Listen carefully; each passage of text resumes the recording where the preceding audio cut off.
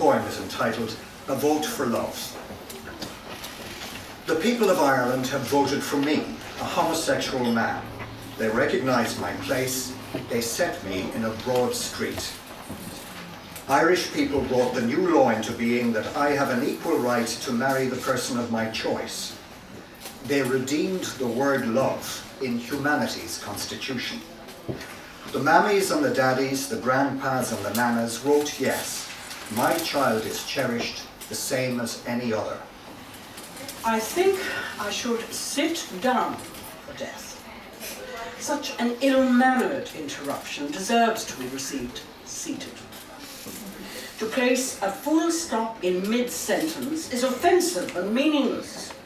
It leaves me nonplussed, patching tentative presence onto such an absence, voicing into the void, attempting to cover over the hole in existence with a tissue of words and phrases. Sounds courageous, even foolhardy. Try that black one there. Is it rye with molasses, maybe? Have you had it with salt and olive oil? Isn't bread such a shared pleasure? I can hardly ask these questions of myself at home on my own. I never buy bread to eat all alone, staring at the wall in my kitchen, listening for the cat, waiting for the mobile phone to ring. I do sometimes wait, for an invitation to go visit. Bread is such a shared pleasure, the sheer goodness of it. Don't waste it. Eat up while you can. These are the final days, trembling on the brink. Before my life and what we have done together, the love story we have made overflows into eternity. I feel sadness at having to leave that love behind. Love was all that mattered in the end. And I regret my abandonment of you and me, facing into this final act that I shall do unusually alone.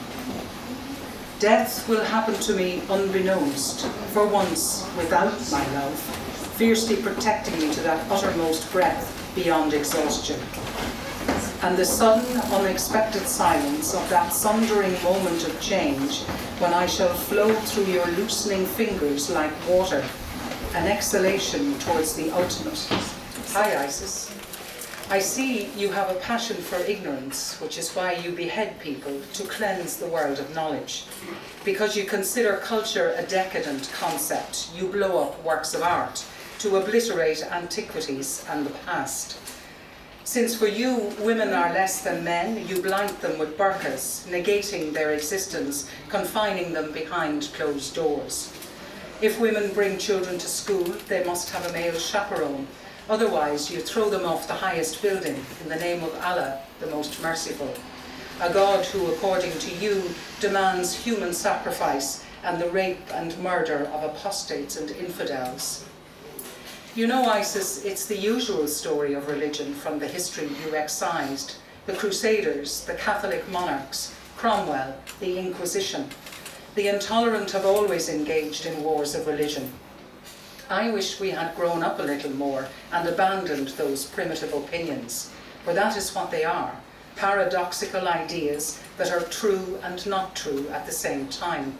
Undecidable metaphors that some people choose to live by, which helps them to be healthy human beings. I regret to say you're nothing special. People like you have always existed. In tears, heartbroken.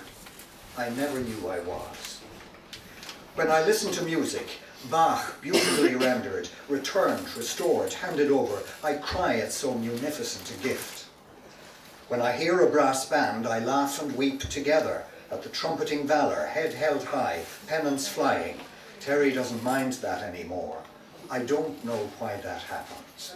That concludes this evening's proceedings, ladies and gentlemen. Again, thank you for taking the trouble to come here to support us. If you have a few minutes, do come up and say hello to Eileen, to Emer, to Sienna, to Janine, and to